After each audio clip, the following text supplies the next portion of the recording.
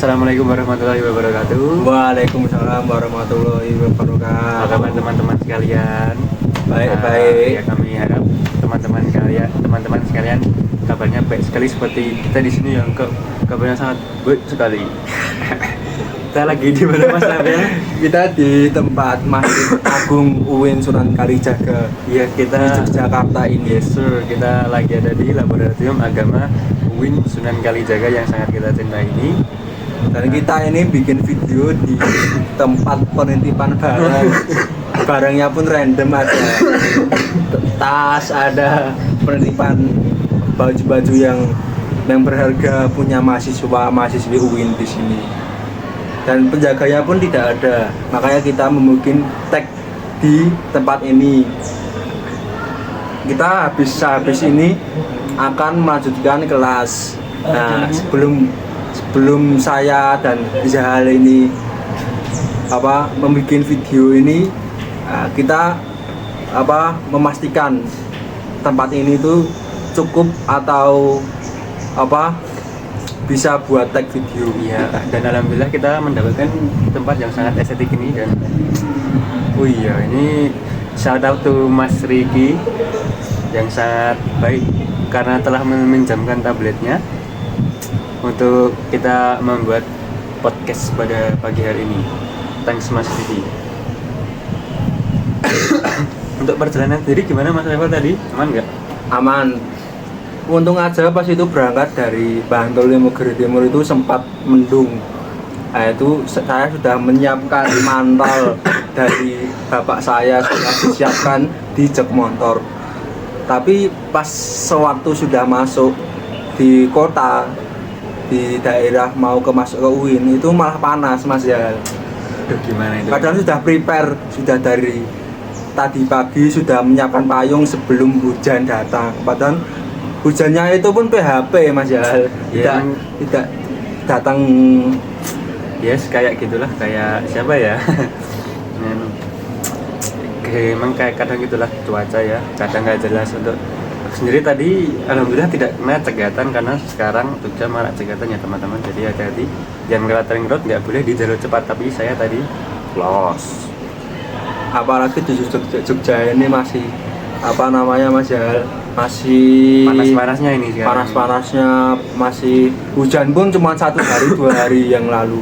Ya, dan teman-teman juga harap berhati-hati karena sekarang banyak isu-isu. Emang Jogja ini lagi panas karena isu ini teman-teman, penusukan. Jadi emang ada kasus penusukan dari salah satu oknum, dan yang ditusuk itu adalah teman-teman kita yang santri. Jadi mohon doanya agar semoga segera disembuhkan. Amin. Dan semoga kita selalu dilindungi oleh Allah Subhanahu wa taala. Kasus penusukan itu di mana tuh Mas ya? Kasus penusukan itu setahu saya di ini Mas Rafil. Di kalau nggak Pondok Rapi ya? Iya, pokoknya di sekitaran situlah. Nah, ini pelakunya itu dari daerah mana? Oknum black, oknum hitam, apa yang gimana?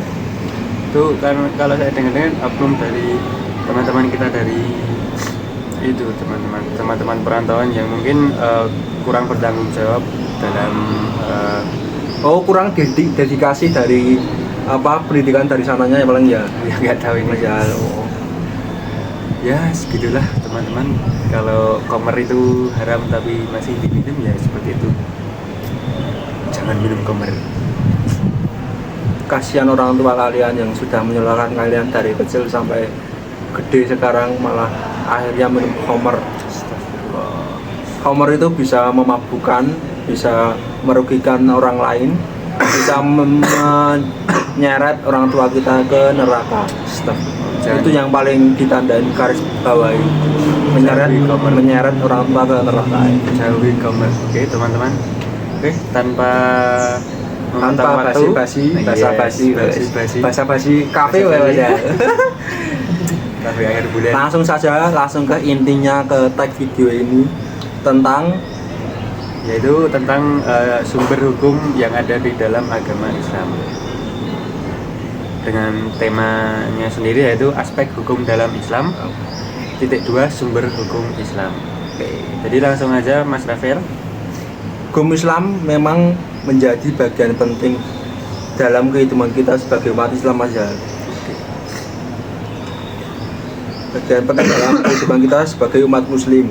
Tapi kita sebelum kita lebih jauh membahasnya, Mas Jal, kita perlu tahu dulu apa itu sumber hukum Islam dan mengapa ini penting yang kita bahas saat ini.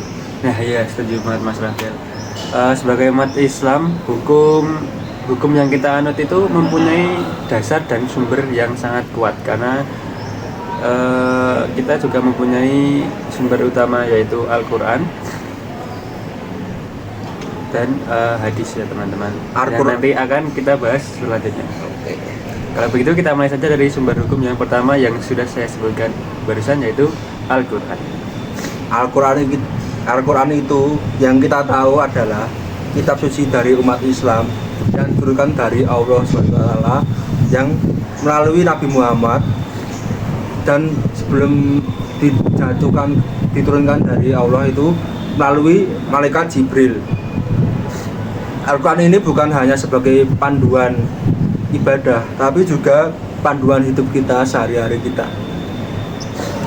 Nah, betul banget nih Mas Rafael. Al-Quran itu mengandung berbagai aturan, baik kehidupan kita pribadi maupun kita bersosial, sampai ke aspek-aspek hukum ya teman-teman. Jadi Al-Quran itu sangat-sangatlah lengkap. Nah, dalam Al-Quran ini kita bisa melihat ada perintah langsung atau larangan yang dari pusat, yaitu Tuhan Maha Kuasa Allah. Contoh gampangnya itu ada di surah Al-Baqarah ayat 188 yang melarang kita untuk menanamkan memakan harta orang lain dengan cara yang batil. Ini jadi dasar hukum dalam hal kejujuran dan larangan korupsi. Contohnya seperti itu. Ya benar sekali Mas Rafael. Al-Quran ini bisa dibilang sebagai sumber hukum Islam yang paling tinggi karena datang langsung dari Allah Subhanahu wa Ta'ala. Tapi juga ada ayat-ayat yang mungkin sifatnya umum dan membutuhkan penjelasan atau tafsir yang lebih detail. Nah, di sinilah sunnah atau hadis itu berperan. Jadi nggak hanya Al-Quran aja, namun umat Islam itu mempunyai sumber hukum yang lain yang akan kita bahas selanjutnya, yaitu sunnah atau hadis sebagai sumber kedua. Nah, sunnah ini melengkapi atau memperjelas apa yang sudah ada di dalam Al-Quran, khususnya ayat-ayat yang sifatnya umum. Contohnya Al-Quran memerintahkan kita untuk sholat, tapi perincian seperti jumlah rakaat, waktu-waktunya itu dijelaskan dalam sunnah tersebut. Untuk pengertiannya sendiri, hadis sendiri adalah hadis itu adalah ucapan, perbuatan, dan ketetapan dari Rasulullah SAW yang menjadi pedoman bagi umat Islam. Sunnah atau hadis ini sangat penting karena apa teman-teman? Terutama karena Rasulullah adalah contoh teladan bagi umat Islam. Apa yang beliau lakukan, bagaimana beliau menjalani kehidupannya, semuanya bisa menjadi panduan yang jelas bagi kita umat Muslim. Tapi kita juga perlu ingat loh Mas Yal, bahwa tidak semua hadis memiliki derajat yang sama. Ada hadis sahih, hadis hasan, dhaif, bahkan maudhu atau palsu Mas Yal. Karena itu dalam menentukan hukum, para ulama juga melihat kesahihan dalam hadis yang akan dijadikan dasar. Selanjutnya yang ketiga yang kita akan bahas ada ijma'. Nah, setelah Al-Quran dan As-Sunnah ada sumber hukum ketiga, yaitu ijma'. Apa itu ijma'? Mungkin teman-teman ada yang belum begitu familiar ya. Apa itu ijma' Mas ya? Iya, jadi ijma' itu adalah kesepakatan para ulama dalam menetapkan hukum suatu masalah yang belum ada dalam Al-Quran dan hadis, teman-teman. Biasanya ini digunakan untuk masalah-masalah baru yang muncul dalam masyarakat. Seperti kalau sekarang kan masalahnya sangat-sangat cepat, dan maksudnya perkembangan teknologi semakin cepat, Jadi kita mungkin ada mungkin ada sumber hukum yang belum relevan. Maka dari ini kita membutuhkan ijma, yaitu kesepakatan dari para ulama. Nah, contohnya kayak perkembangan teknologi yang nggak ada di masa Nabi kita, seperti transaksi online, perbankan syariah, dan lain sebagainya. Ada masih banyak lagi. Ulama dari sebagai mazhab berkumpul untuk melakukan ijma dan menetapkan hukumnya sesuai dengan prinsip agama Islam. Nah, benar sekali Mas Rafiel. Dalam ijma ini, para ulama harus mempunyai argumen yang sangat kuat, mengacu pada nilai-nilai yang ada di dalam Al-Quran dan Sunnah, ya teman-teman. Jadi para ulama dalam membuat ijma ini nggak boleh sembarangan, harus menggunakan argumen yang kuat dan berdasar pada Al-Quran dan hadis. Ijma ini menunjukkan fleksibilitas kita umat Islam dalam menanggapi perkembangan zaman yang semakin cepat. Nah, kita lanjut ke sumber hukum yang nomor 4, yaitu qiyas. Mungkin sebagian kita juga belum familiar dengan qiyas nih Mas Rafiel. Iya, saya akan menjelaskan qiyas itu apa. Qiyas ini adalah metode analogi dalam menentukan hukum. Maksudnya, suatu hukum dari khusus yang sudah ada akan diterapkan pada khusus baru yang mirip, misalnya yang belum ada hukumnya di dalam Al-Quran atau hadis. Oke. Contohnya Al-Quran dan hadis mengharamkan khamr atau minuman keras ya teman-teman, karena khamr dan minuman keras itu dapat memabukkan. Nah, dari sinilah para ulama menetapkan bahwa semua zat yang memabukkan sekarang, nggak cuma khamr atau minuman keras, karena di zaman sekarang ini banyak hal lain yang dapat memabukkan. Itu para ulama sepakat bahwa zat-zat tersebut itu sama haramnya dengan khamr. Astagfirullah. Inilah yang disebut qiyas, karena menganalogikan sifat-sifat yang sama dari suatu benda. Contohnya tadi, misal sekarang ada narkoba yang dapat memabukkan. Nah, itu diharamkan karena sama dengan khamr atau minuman keras yang juga dapat memabukkan, teman-teman. Seperti itu. Ya, dengan menggunakan qiyas, Mas ya, hukum Islam tetap bisa relevan atau fleksibel Yes. menjawab persoalan zaman yang berkembang saat ini. Qiyas ini sangat membantu kita, terutama dalam kondisi atau masalah baru yang memang membutuhkan kepastian hukum. Nah, selanjutnya pembahasan kita menarik banget ya Mas ya. Betul banget ini Mas Rafiel. Kita sudah membahas Al-Quran, Sunnah, Ijma, dan qiyas sebagai sumber hukum Islam, hukum agama Islam. Yes. Dari sini kita bisa belajar atau melihat bahwa hukum Islam itu sangat komprehensif dan selalu relevan. Yes sir, betul banget nih teman-teman.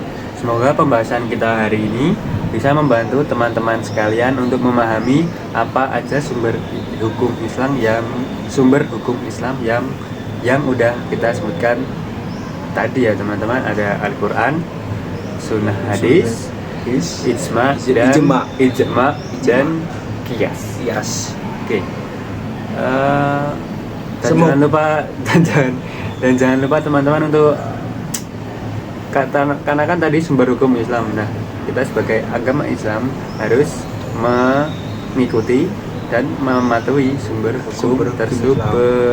Dan hati-hati dengan hadis yang tidak sahih atau palsu itu. Harus dicek and dicek terus ya teman-teman, karena tidak semua hadis itu sahih. Ya, benar sekali. Ada hukumnya.